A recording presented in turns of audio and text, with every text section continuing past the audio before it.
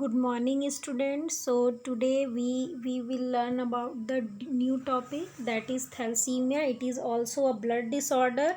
Earlier we have studied about the leukemia, that is increased production of immature WBC, and second one is anemia, that is decreased RBC production. And in continuation with that, today we will learn about the thalassemia. So here you can see in this picture, that is the normal cells, that is the red blood cell, white blood cell, and the platelets. And this is the condition in thalassemia. In this there is the malformed red blood cell. Malformed means there is abnormal red blood cell. So firstly I will start from the introduction. It is a group of hereditary anemia associated with defective synthesis of hemoglobin. The production of one or more globin chain within the HB molecules is reduced, leads to the hypochromia. And next one is extreme microcytosis and hemolysis. So first it is a group of hereditary anaemia. Hereditary का मतलब क्या होता है? Genetic, जो by birth है या फिर genetic mutation की वजह से है, या जो हमको फैमिली की वजह से मिला है एबनॉर्मल जीन की वजह से.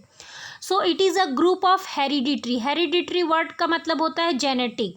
सो it is associated with a defective synthesis of haemoglobin. Defective मतलब गलत तरीके से सिंथेसिस, यानी कि जमा होना, कलेक्ट होना. So here it is defective synthesis of hemoglobin. The production of one or more globin chain within the HB molecules is reduced. Normally जो ब्लड सेल्स का जो प्रोडक्शन होता है तो उसमें 2 प्रोटीन्स होते हैं. First one is alpha protein and second one is beta protein.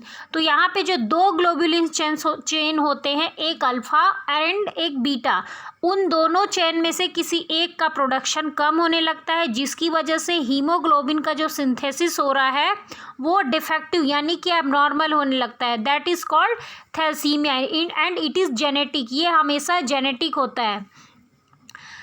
Here the 3 words. First is hypochromia. Hypo means less and chromia means the color. That means abnormal decrease in hemoglobin content of RBC. इसका मतलब क्या है? यहाँ पे haemoglobin में RBC भी होते हैं, WBC भी होते हैं, प्लेटलेट्स भी होते हैं. तो यहाँ पे जो RBC है उसका अमाउंट कम हो जाएगा. Extreme microcytosis, smaller than the normal RBC. मैंने आपको एनीमिया में पढ़ाया था कि आरबीसी का एक नॉर्मल डायमीटर होता है, एक साइज़ होता है, लेकिन अगर आरबीसी उस साइज़ से छोटे होते हैं दैट इज़ कॉल्ड माइक्रो. तो मतलब यहाँ पे क्या हो रहा है? आरबीसी का साइज़ भी स्मॉल हो गया है. Next one is haemolysis.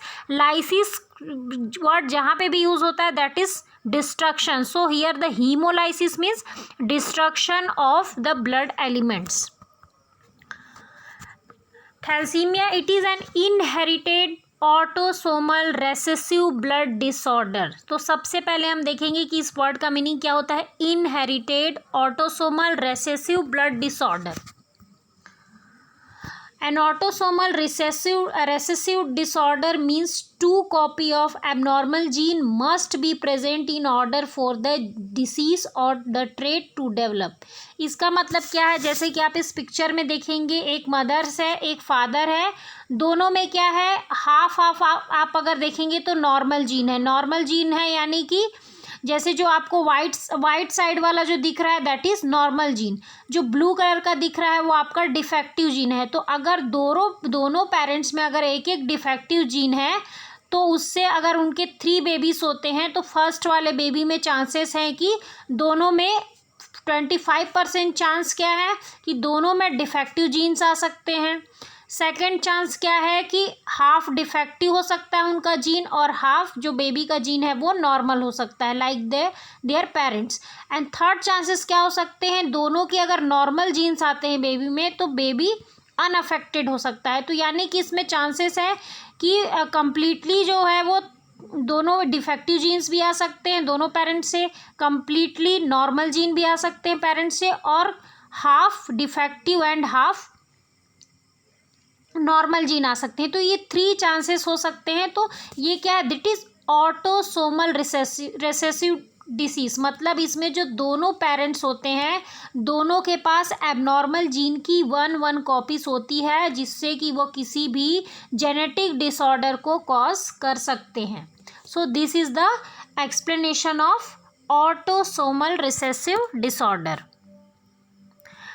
It result in excessive destruction of red blood cells and further leads to anemia. इसमें क्या होता है कि रेड ब्लड सेल्स का बहुत ही एक्सेसिव, ज़्यादा ओवर डिस्ट्रक्शन होने लगता है. डिस्ट्रक्शन मीन्स डिस्ट्रॉय होना, which cause the anaemia. It is caused by the variant or missing gene that affect how the body make the hemoglobin. Thalassaemia क्यों होता है बॉडी में? हमारी बॉडी में हीमोग्लोबिन बनाने के लिए एक जेनेटिक कोडिंग होती है. जैसा मैंने पहले भी बताया है कि हमारी बॉडी में हर चीज़ के लिए एक प्रॉपर जेनेटिक कोडिंग होती है, जिसकी वजह से बॉडी को प्रॉपर ऑर्डर मिलता है और वो उसके अकॉर्डिंग वर्क करता है. यहाँ पे हीमोग्लोबिन बनाने वाले जो जीन्स हैं उसमें से कोई भी एक जीन क्या है, कम हो जाता है या मिसिंग हो जाता है, जिसकी वजह से बॉडी जो है वो एबनॉर्मल हीमोग्लोबिन फॉर्म करने लगती है. साथ ही साथ यहाँ पे पेशेंट जो है वो एनीमिक हो जाएगा. क्यों? क्योंकि यहाँ पे जो रेड ब्लड सेल का प्रोडक्शन है वो कम हो गया है because of the missing gene. यहाँ पे जीन क्या हो गए, मिसिंग हो गए, यानी कि कम हो गए हैं. People with thalassemia make less hemoglobin and fewer circulating red blood cells than normal, result in mild और severe anemia. ऑलरेडी यहाँ पे क्या है, हीमोग्लोबिन बनाने के लिए जो जेनेटिक कोडिंग होती है उसमें प्रॉब्लम हो गई है. क्यों? क्योंकि जो 2 जीन्स होते हैं जो कि हीमोग्लोबिन बनाने के लिए कोडिंग करते हैं, उसमें से एक जीन यहाँ पे मिसिंग हो गया है. इसकी वजह से सफिशेंट अमाउंट में आरबीसी का प्रोडक्शन नहीं हो रहा है. और दूसरी चीज़, जो आरबीसी का प्रोडक्शन हो भी रहा है वो आरबीसी साइज़ में बहुत ही छोटी है. तो ओवरऑल यहाँ पे चांसेस होते हैं कि पेशेंट को माइल्ड टू सीवियर एनीमिया हो सकता है. Definition: it is an autosomal recessive genetic disorder that result in inadequate normal hemoglobin production and where the IDA, that is iron deficiency anemia, affect the heme synthesis of the globulin. यहाँ पे क्या है, ये एक genetic disorder है जिसमें कि haemoglobin का प्रोडक्शन है वो कम हो जाता है. और साथ ही साथ यहाँ पे जो आयरन डेफिशिएंसी एनीमिया है वो अफेक्ट करता है. किसको अफेक्ट करता है? Haem synthesis of globulin. Globulin chain जो कि हीमोग्लोबिन को सिंथेसाइज करते हैं, यानी कि बॉडी में फॉर्म करते हैं, उसको क्या करता है, अफेक्ट करता है, जिसकी वजह से हीमोग्लोबिन का सिंथेसिस कम होने लगता है. Other definition: it is a form of inherited disorder characterized by abnormal formation of hemoglobin. It result in improper oxygen transport and destruction of RBC, which leads to anemia. Cause, क्या cause हो सकता है? जैसे कि मैंने आपको बताया, it is a genetic और हेरिडिटरी डिसऑर्डर. मतलब इसमें क्या है, 2 ही रीजंस हो सकते हैं. यहाँ पे या तो पेरेंट्स को है उसकी वजह से चाइल्ड में आ गया. दूसरा, या तो जो पर्सन है वो by birth he genetic defect के साथ ही वो बॉर्न हुआ हो, मतलब कि उसके पेरेंट्स में नहीं है लेकिन क्या है यहाँ पे उसके पेरेंट्स में है. लेकिन समटाइम्स क्या होता है, जैसे मैंने अभी पहले वाले स्लाइड में दिखाया है कि अगर नॉर्मल जीन की कॉपी आती है दोनों पेरेंट्स से, दोनों की जीन की नॉर्मल कॉपी आती है तो वो अनअफेक्टेड होगा. लेकिन मैक्सिमम चांसेस क्या रहते हैं कि अगर एबनॉर्मल जीन आया तो दोनों पेरेंट्स, अगर एबनॉर्मल जीन आता है तो वो बाई बर्थ ही उसका जीन क्या है, म्यूटेटेड है. मतलब जेनेटिक म्यूटेशन का मतलब होता है गलत तरीके से जीन की कोडिंग होनी या जीन का एबनॉर्मल होना. तो यहाँ पे जीन में म्यूटेशन या जीन में डिफेक्ट हो सकता है. जैसे कि आप यहाँ पे पिक्चर्स में देख सकते हैं, red colour denote the normal gene and green colour denote the thalassaemia gene. तो जैसे कि यहाँ पे ये 2 पेरेंट्स हैं, ये मदर है, ये फादर है. तो यहाँ पे देखिए, जैसे कि ये जो रेड वाला है नॉर्मल है, इसमें भी रेड वाला नॉर्मल है. अगर हम इसको मानते हैं कि ये मदर है और ये फादर है, तो जैसे कि अगर फर्स्ट बेबी में देखते हैं, अगर दोनों के नॉर्मल जीन्स बेबी में आए तो बेबी क्या होगा, नॉर्मल होगा. लेकिन अगर किसी एक के नॉर्मल जीन आते हैं और किसी एक के एबनॉर्मल जीन आते हैं तो बेबी क्या होगा, थैलेसीमिया ट्रेट, मतलब बेबी कैरियर माना जाएगा। तीसरा कंडीशन हम ये भी देख सकते हैं कि इसमें क्या था कि मदर से आ रहा है और फादर से उसका नॉर्मल जीन आ रहा है। यहाँ पे थर्ड वाले केस में आप देख सकते हैं कि फादर से उसका नॉर्मल जीन आ रहा है और मदर से उसका एबनॉर्मल जीन आ रहा है। फोर्थ कंडीशन में क्या हो सकता है कि दोनों से ही एबनॉर्मल जीन आएंगे, जिससे कि पेशेंट बिल्कुल सीवियर थैलेसीमिया, मतलब पेशेंट के बॉडी में दोनों ही जीन क्या होंगे, उसके पेरेंट्स से एबनॉर्मल यानी कि डिफेक्टिव जीन आएंगे। Types, haemoglobin made up of two parts से मिलके बना होता है haemoglobin, alpha globin and beta globin. तो अगर अल्फा ग्लोबिन्स में अगर कमी है तो that is called alpha thalassaemia, and beta globins में अगर कमी है या बीटा ग्लोबुलिन्स मिसिंग है दैट कॉज बीटा थैलेसीमिया। जैसा जो पर्टिकुलर ग्लोबुलिन्स जो है अगर वो मिसिंग है तो उसके अकॉर्डिंग ही उसका नाम है alpha thalassaemia and beta thalassaemia.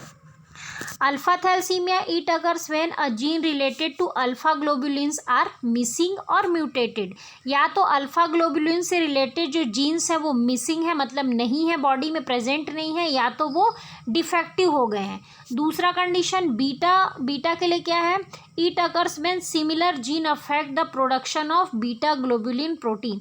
यानी कि यहाँ पे क्या हो रहा है, बीटा ग्लोबुलिन जो है उसके प्रोडक्शन क्या हो गए हैं, कम हो गए हैं, मिसिंग हो गए हैं, यानी कि या फिर रिड्यूस हो गए हैं, जिसकी वजह से प्रॉपर रेड ब्लड सेल का प्रोडक्शन नहीं हो रहा है।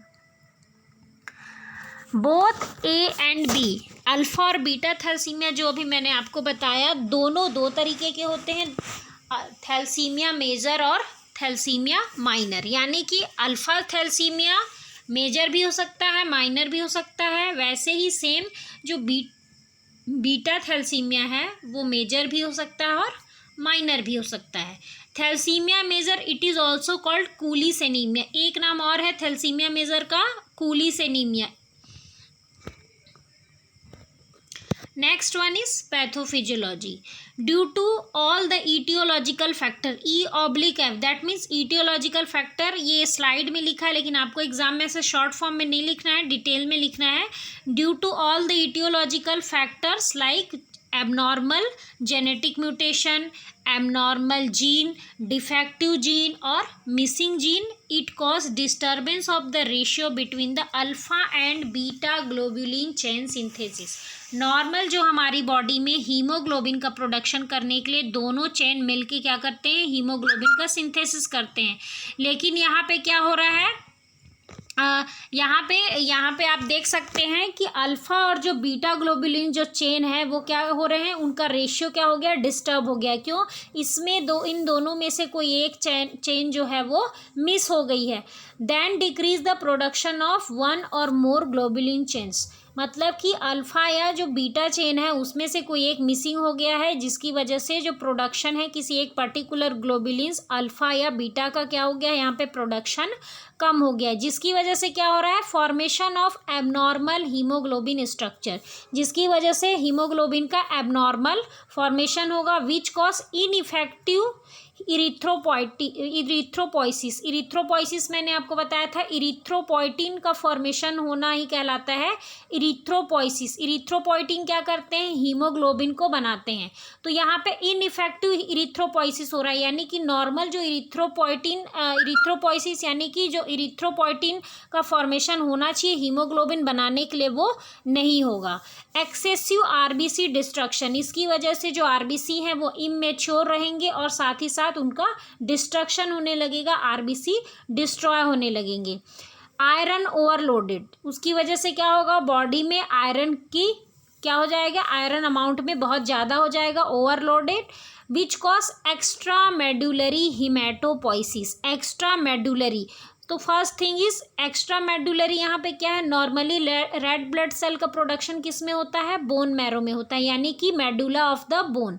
तो यहाँ पे बोन मैरो में होता है, बोन मैरो को हम मेडुला ऑफ बोन भी बोलते हैं। तो यहाँ पे क्या है, बोन मैरो के अंदर आरबीसी का प्रोडक्शन, ब्लड सेल्स का प्रोडक्शन ना होके बोन मैरो के बाहर में प्रोडक्शन होने लगता है, that is called extra medullary haematopoiesis. मैं फिर से रिपीट कर रही हूँ, बोन मैरो में नॉर्मली ब्लड सेल का प्रोडक्शन होता है, लेकिन यहाँ पे थैलेसीमिया के केस में बोन मैरो के अंदर ब्लड सेल का प्रोडक्शन ना होके बोन मैरो के बाहर, बोन मैरो के बाहर यानी कि मेडुला, बोन मैरो क्या है, एक मेडुला है। तो जो बोन मैरो का जो मेडुला है, मेडुला मतलब ये बोल सकते हैं कि बोन मैरो के अंदर में नॉर्मल ब्लड सेल का प्रोडक्शन हो रहा है, लेकिन यहाँ पे आउटसाइड द मेडुला यानी कि जो बोन मैरो का जो स्ट्रक्चर है उसके बाहर आरबीसी ब्लड सेल्स का प्रोडक्शन हो रहा है, that is called extra medullary haematopoiesis and that result into the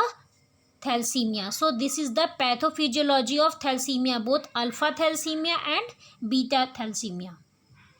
ये अदर थैलेसीमिया का एक सिंगल भी अगर आप पैथोफिजियोलॉजी बनाना चाहें तो बना सकते हैं। जैसे कि मैंने अभी जो इसके पहले वाला जो मैंने पैथोफिजियोलॉजी बताया वो एक ओवरऑल और सबसे सिंपल पैथोफिजियोलॉजी है, लेकिन अगर आप सिंगल पैथोफिजियोलॉजी बनाना चाहें तो अल्फा थैलेसीमिया के लिए है पैथोफिजियोलॉजी, एंड नेक्स्ट है पैथोफिजियोलॉजी ऑफ बीटा थैलेसीमिया। तो ये भी एक पैथोफिजियोलॉजी है बीटा के लिए। एक और पैथोफिजियोलॉजी है पैथोफिजियोलॉजी ऑफ बीटा थैलेसीमिया। इसमें हम देखते हैं दो रीजंस हो सकते हैं, like reduce level of beta globulin chains, या तो बॉडी में बीटा ग्लोबुलिन चेन का लेवल कम हो गया है, या फिर दूसरे साइड अगर हम देखते हैं absence of beta globulin chains, यानी कि बीटा ग्लोबुलिन चेन्स मिसिंग है बॉडी में। अब इस साइड देखते हैं reduce level of globulin chains, ये दोनों मिलके क्या कॉज करते हैं, अल्फा जो चेन्स है वो नॉर्मल है, यहाँ पे बीटा में बीटा चेन्स क्या हो गए, मिस हो गए हैं, या फिर उनका जो लेवल है वो कम हो गया है। Reduce level cause membranous damage to the peripheral erythrocyte, जिसकी वजह से इनका लेवल कम है, इसकी वजह से इरिथ्रोसाइट जो है वो डैमेज होने लगेंगे, दैट कॉज हीमोलाइसिस, यानी कि यहाँ पे आरबीसी का डिस्ट्रक्शन होने लगेगा, विच कॉज एनीमिया। अगर हम नेक्स्ट साइड देखते हैं absence of beta globulin chains, इसकी वजह से क्या हो रहा है, precipitation in erythroid precursor within the bone marrow and premature death of the erythroid precursor. तो यहाँ पे जो इरिथ्रोपोइटिन जो है, जो कि क्या करता है, एक एंजाइम है जो कि हीमोग्लोबिन के सिंथेसिस को, हीमोग्लोबिन के फॉर्मेशन को प्रेसिपिटेट करता है, बढ़ावा देता है, वो क्या हो गया है, यहाँ पर डिस्टर्ब हो गया है, जिसकी वजह से प्रॉपर हीमोग्लोबिन का प्रोडक्शन नहीं हो रहा है, दैट कॉज इनइफेक्टिव इरिथ्रोपोइसिस, यानी कि यहाँ पे इरिथ्रोपोइटिन जो प्रोटीन है वो इनइफेक्टिव सिंथेसाइज हो रहा है, यानी कि अच्छी तरीके से नहीं बन रहा है। दोनों की वजह से क्या है, पेशेंट की बॉडी में एनीमिया हो गया, यानी कि ब्लड जो है वो कम हो गया है। Because of this there are three stages. First, erythropoietin increase, erythropoietin increase हो रहा है, उसका एबनॉर्मल क्या हो रहा है, एबनॉर्मल फॉर्मेशन हो रहा है। दूसरा, इंक्रीज एब्जॉर्प्शन, आयरन एब्जॉर्प्शन है वो बॉडी में इंक्रीज हो गया है। साथ ही साथ हमने पेशेंट को ब्लड ट्रांसफ्यूज़न कर दिया, ब्लड ट्रांसफ्यूज़न करने से क्या होगा, पेशेंट की बॉडी में आयरन की बहुत ज़्यादा आयरन का अमाउंट है बहुत ज़्यादा एक्सेस हो गया, जिसकी वजह से कार्डियक डेथ हो सकता है। So the simple pathophysiology, this is the this pathophysiology is very simple. तो आप इस पैथोफिजियोलॉजी को यूज़ कर सकते हैं, या आप चाहें तो ये दो सिंगल जो पैथोफिजियोलॉजी है ये आप अलग अलग यूज़ कर सकते हैं। ये भी एक पैथोफिजियोलॉजी है बीटा ग्लोबुलिन चेन का, दैट मीन्स बीटा थैलेसीमिया। तो बीटा थैलेसीमिया के यहाँ पे 3 पैथोफिजियोलॉजी मैंने डाले हैं, ये है फर्स्ट, सेकेंड एंड थर्ड। और इसके पहले जो है यहाँ पे ये जो है आपका ये अल्फा थैलेसीमिया का है।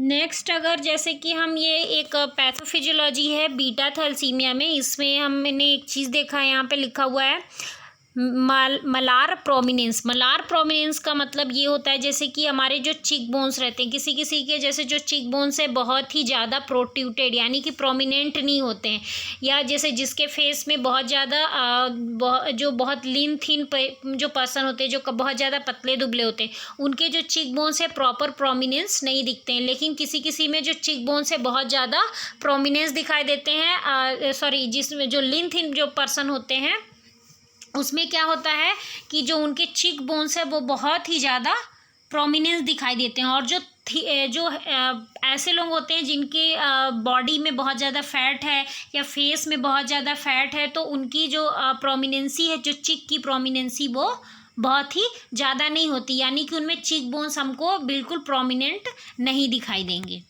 तो थैलेसीमिया वाले जो पेशेंट होते हैं उनमें जो चीक बोन्स होता है वो बिल्कुल ही प्रोमिनेंट दिखाई देगा, अच्छे से दिखाई देता है। यहाँ पे जैसे आप देख सकते हैं जो सेम डायग्राम जैसे मैंने बताया था, जैसे कि यहाँ पे अगर पेशेंट अल्फ़ा थैलेसीमिया वाले हैं तो यहाँ पे आप मदर में देख सकते हैं, यहाँ पे फादर में क्या है, एक नॉर्मल जीन है और एक जो इसमें माइनस का ये बना हुआ है मार्क, वो क्या है, उनका डिफेक्टिव जीन है। मदर में भी एक नॉर्मल जीन है और एक डिफेक्टिव जीन है। तो यहाँ पे चांसेस है दोनों में नॉर्मल जीन हो सकते हैं, या फिर एक जीन नॉर्मल एक डिफेक्टिव, या फिर दोनों ही डिफेक्टिव। सेम इसमें भी जैसे कि आप बीटा थैलेसीमिया में देख सकते हैं, सेम ऐसे ही इसमें एक नॉर्मल जीन है एक डिफेक्टिव जीन है, यानी कि एक जीन मिसिंग है, लेकिन जो मदर है उसमें दोनों जीन नॉर्मल है। तो या तो फर्स्ट केस क्या हो सकता है, दोनों नॉर्मल जीन आ सकते हैं उसमें, एक नॉर्मल जीन मदर से एक नॉर्मल जीन फादर से। दूसरा केस क्या हो सकता है, अगर बॉय है तो भी उसमें दोनों पेरेंट से एक एक नॉर्मल जीन आ सकते हैं। तीसरा केस क्या हो सकता है, एक नॉर्मल जीन आ सकता है और एक डिफेक्टिव जीन, या फिर इसमें क्या हो सकता है, दूसरा बॉयज़ में भी सेम एक नॉर्मल जीन और एक डिफेक्टिव जीन। तो ओवरऑल इसका मतलब ये है कि कोई भी अगर थैलेसीमिया वाले जो भी पेरेंट्स हैं जिनको मदर को भी है और फादर को भी है, तो उनसे जो भी बेबीज़ होगा उनमें 50-50% चांसेस होते हैं कि बेबी को थैलेसीमिया हो सकता है या फिर बेबी को थैलेसीमिया नहीं भी हो सकता है। ये डिपेंड करता है कि दोनों पेरेंट जो थैलेसीमिया वाले हैं उनसे कौन सा जीन बेबी में आ रहा है। Clinical manifestation. So first is thalassemia minor. Those who have inherited the defective gene for alpha chain of hemoglobin usually don't show any symptoms, that because the alpha gene defect doesn't cause any major problem. अभी हमने देखा कि thalassaemia है वो दो types का होता है, अल्फ़ा थैलेसीमिया और बीटा। तो अल्फ़ा थैलेसीमिया में मैक्सिमम हमको पेशेंट में किसी भी तरह का सिम्टम्स नहीं मिलेगा, क्योंकि जो अल्फ़ा जीन है, अल्फ़ा जीन में अगर डिफेक्ट है तो वो कोई मेजर प्रॉब्लम कॉज नहीं करते हैं एचबी हीमोग्लोबिन के फॉर्मेशन होने में। But the people who have a beta chain of HB have mild anaemia. लेकिन जिनके बॉडी में बीटा चेन की मिसिंग है या बीटा चेन डिफेक्टिव हो गया है, उनमें हमको माइल्ड एनीमिया दिख सकता है। साथ ही साथ उनमें जो केसेस हैं, जो सिम्टम्स हैं, वो बहुत ही ईजिली हमको देखने को मिलेगा and it is a serious form of thalassaemia.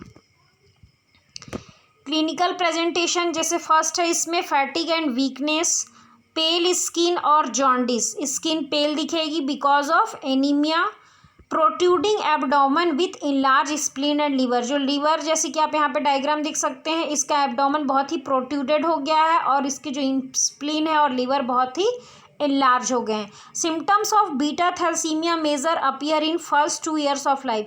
जब बेबी 2 years का हो जाता है, 2 years का हो जाता है, तो हमको उसमें बीटा थैलेसीमिया के जो सिम्टम्स हैं वो दिखने लगते हैं। Dark urine, other symptoms like dark urine, abnormal facial bone and poor growth. Abnormal facial bone जैसे कि आप यहाँ पे देख सकते हैं, इसका जो फेस है वो बिल्कुल सिमेट्रिकल नहीं है, यानी दोनों साइड के जो फेस हैं वो अलग अलग हाफ अलग अलग उनकी सिमेट्री है। poor appetite. Adolescent with the severe form of beta thalassemia may experience delayed puberty. Puberty जैसे कि आप लोग सब जानते हैं, जैसे कि फीमेल्स है, फीमेल्स में क्या है, प्यूबर्टी में क्या होता है, उनकी जो वॉइस है वो थिन हो जाती है, मेंस्ट्रुअल साइकिल आ जाते हैं, जो ब्रेस्ट के डेवलपमेंट होने लगता है। सेम ऐसा ही मेल में भी बियर्ड आने लगती है, उनकी जो वॉइस है वो हैवी होने लगती है ना। तो ये सारे जो प्यूबर्टी यानी कि जो सेकेंडरी कैरेक्टरिस्टिक आते हैं बॉडी में, वो सारी चीज़ें जो थैलेसीमिया वाला जो बेबी रहेगा उसमें वो चीज़ें बहुत ही डिलेड यानी कि लेट से होती हैं। Thalassaemia major people who have inherited the defect for beta chain of haemoglobin from both parents. Thalassaemia major में क्या है, इसमें दोनों पेरेंट्स से डिफेक्टिव जीन आया है पर्सन में, यानी कि उस पर्टिकुलर बेबी में दोनों ही उसके जीन डिफेक्टिव हैं। थैलेसीमिया माइनर में क्या होता है, एक जीन नॉर्मल है और एक डिफेक्टिव है, लेकिन थैलेसीमिया मेजर में दोनों ही जीन्स उसको पेरेंट्स से डिफेक्टिव वाले ही मिलेंगे। So it is a serious form of thalassaemia. इसमें पेशेंट में क्या क्या सिम्टम्स मिलेगा, सीवियर एनीमिक होगा पेशेंट, पेल अपीयरेंस, स्किन जो है उसकी पेल दिखेगी, anorexia that is loss of appetite, jaundice होगा, delay growth and development, weak bone, जो उसके फेशियल बोन्स होंगे बहुत ही वीक होंगे, इन्फेक्शन का चांस बहुत ही ज़्यादा रहेगा पेशेंट को। क्योंकि यहाँ पे ब्लड सेल्स का प्रोडक्शन कम हो रहा है, iron overloaded and enlargement of spleen, liver and heart. इसमें थैलेसीमिया मेजर में आप देख सकते हैं कुछ clinical symptoms like shortage of blood cells which cause anaemia. Already patient को सीवियर एनीमिया हो सकता है, skin is looking pale, skin looks pale, weakness, fatigue, same enlarge spleen and liver that is called hepatosplenomegaly. Facial feature आपको दिखेंगे, bossing of skull, hypertrophy of maxilla बहुत ज़्यादा hypertrophied हो जाएगा, जो अपर टीथ रहेंगी वो दिखने लगेंगी, जैसे इसमें आप देख सकते हैं इसकी जो अपर टीथ है वो दिख रही है। नेक्स्ट है डिप्रेशन ऑफ नेजल ब्रिज, जो इसकी नोज़ है वो बिल्कुल जो ब्रिज है नेजल ब्रिज है, जिसकी वजह से दो सेप्टम्स है वो अलग अलग डिवाइड होते हैं, ये बिल्कुल डिप्रेस है। Next one is periorbital puffiness, जो इसकी आइज रहेगी बिल्कुल उभरी हुई दिखेगी, जैसे कि फ्रॉक्स की जो आई होती है वैसी पेरी ऑर्बिटल पफीनेस यहाँ की, यानी कि उसकी आइज़ के ऊपर यहाँ पे ऑर्बिटल कैविटी में आपको एडिमा दिखाई देगा। थैलेसीमिया मेजर में आपको सेम यहाँ पे आप देख सकते हैं एब्डोमेन इसका बहुत ही ज़्यादा प्रोट्रूटेड है because of enlargement of skin, spleen and liver. Next one is marrow expansion and thinning of cortex of skull bone. यहाँ पे जैसे आप देख सकते हैं इसका जो फेशियल फीचर है, इसकी जो फेस है वो बहुत ही ज़्यादा, उसकी जो लेंथ है वो बहुत ज़्यादा बढ़ जाएगी because of the expansion of marrow. Diagnostic evaluation, firstly we will take the history of the patient. उसका पेशेंट का हिस्ट्री पूछेंगे कि आपके फैमिली में किसी को है या नहीं है, ये सारी चीज़ें हम पूछेंगे। जेनेटिक टेस्टिंग करेंगे, फिजिकल एग्जामिनेशन करेंगे, पेशेंट को थैलेसीमिया मेजर है या थैलेसीमिया माइनर है ब्लड टेस्ट करेंगे। HB इलेक्ट्रोफोरेसिस क्या होता है, electrophoresis is so abnormal form of haemoglobin. इसकी इलेक्ट्रोफोरेसिस एक टेस्ट है जिसके थ्रू हमको पता चलेगा कि जो हीमोग्लोबिन का एबनॉर्मल फॉर्मेशन कौन से ग्लोबुलिन्स की वजह से हो रहा है, अल्फा ग्लोबुलिन्स या beta globulins. Next one is mutational analysis, यानी कि हम इसमें क्या करेंगे, पेशेंट का ये चेक करेंगे कि पेशेंट को कौन से चैन का, कौन से ग्लोबुलिन्स का म्यूटेशन है, अल्फा चेन का म्यूटेशन है या फिर बीटा चेन में म्यूटेशन है। Management, first one is blood transfusion two it is given to the patient with major thalassaemia. Major thalassaemia यानी कि दोनों ही पेरेंट्स से उसको एबनॉर्मल जीन मिला है। So in case of major thalassaemia blood transfusion is required in every 2 to 3 weeks to supplement the RBC and maintain a HB level. Second one is iron chelation therapy with repeated blood transfusion. Iron load of the body in patient is increased. बार बार हम patient की body में blood transfuse करेंगे, उसकी वजह से क्या होगा, body में आयरन बहुत ही ज़्यादा ओवरलोड होगी, इसकी वजह से अदर ऑर्गन डैमेज होने लगेंगे। इसलिए हमको आयरन ओवरलोड होने से जो भी साइड इफ़ेक्ट होंगे उसको प्रिवेंट करने के लिए मेडिसिन देना है पेशेंट को। डिफोरexamine and deferoxyrox are common iron chelators that free iron in the blood and cause its elimination through the urine। ये जो दो टाइप्स के जो आयरन चिलेटर्स हैं ये फ्री आयरन होते हैं जो कि यूरिन के थ्रू बॉडी से एक्सक्रीट हो जाते हैं और बॉडी में कलेक्ट नहीं होते हैं, तो ये हम दे सकते हैं। Other supplements like folic acid supplement must be given to enhance the production of healthy RBC. Surgery in this there are two surgery which is done for the patient, which is performed by the doctor for the patient, like first one is bone marrow transplantation। जैसे कि मैंने आपको leukaemia में बताया, जैसे कि bone marrow transplant करते हैं हम, स्टेम सेल ट्रांसप्लांट करते हैं, वैसे ही सेम यहाँ पे भी बोन मैरो का ट्रांसप्लांटेशन होगा। क्यों? यहाँ पे सेम जैसे ल्यूकेमिया में हो रहा था वैसे ही बिल्कुल यहाँ पे भी ब्लड सेल्स का प्रोडक्शन है वो डिक्रीज हो गया है। Next one is splenectomy. Splenectomy यहाँ पे क्यों करना पड़ रहा है? क्योंकि स्प्लीन का जो साइज है वो बहुत ही ज़्यादा इंक्रीज हो गया है because of excess destruction of RBC. Complication, first one is heart disease. Heart disease कैसे हो सकता है? यहाँ पे ब्लड का वॉल्यूम बहुत ही लो है, इसकी वजह से हार्ट को साथ ही साथ अदर बॉडी ऑर्गन्स को भी सफिशेंट अमाउंट में ब्लड और ऑक्सीजन दोनों ही चीज़ें नहीं मिलेगी, तो बहुत सारे जितने भी वाइटल ऑर्गन से रिलेटेड डिसीज़ हो सकते हैं, heart disease, liver disease, endocrinal problems, gland से हार्मोन से रिलेटेड प्रॉब्लम्स हो सकते हैं, पेशेंट का जो ग्रोथ है वो बहुत ही डिलेड होगा, ऑस्टियोपोरोसिस हो सकता है, ऑस्टियोपोरोसिस हो सकता। Next one is thrombophilia. तो ये सारे क्या है? कॉम्प्लिकेशन है। Next one is nursing management. First nursing diagnosis is ineffective tissue perfusion related to reduce cellular components as evidence by the cyanosis. Cyanosis it is a bluish discolouration of the skin. Goal क्या रहेगा हमारे यहाँ पे? Nursing goal that is to improve the tissue perfusion, monitor the sign of hypoxia such as cyanosis, hyperventilation, increased pulse, breath frequency and blood pressure. Nursing intervention are other nursing intervention like provide frequent rest period to reduce the oxygen consumption, provide oxygen therapy, monitor vital sign and observe any restlessness or confusion. Second diagnosis is activity intolerance related to imbalance of oxygen supply and consumption needed as evidenced by the fatigue. Goal is to improve the activity of the patient. Intervention are assess the capability of doing any activity, monitor vital sign before and after any activity, create a schedule to perform the daily activity by the patient, to stop the activity if pulse, blood pressure, respiration, fatigue and dizziness will increase in the patient. Provide frequent rest period to reduce the oxygen consumption, to administer the blood products as prescribed by the physician. Third nursing diagnosis, imbalanced nutrition less than body requirement related to lack of appetite which is evidenced by the weight and skin integrity, loss of weight. Next one is the goal is to maintain the nutritional level. Nursing interventions are allowed to eat the food that can be tolerated to improve the nutritional quality at the appetite increase. Appetite को यहाँ पे हमको increase करना है. Provide nutritious food which include high in calorie, high in protein, high in vitamin and minerals. Check the weight daily. Provide IV fluid if not able to take by mouth. अगर patient अगर orally कुछ नहीं ले सकता है तो हमको उसको इंट्रावीनस फ्लूइड के थ्रू या फिर हमको आईवी फ्लूइड के फॉर्म में उसको न्यूट्रिशन देना है जिससे कि पेशेंट का जो न्यूट्रिशनल स्टेटस है वो मेंटेन हो सके। Thank you.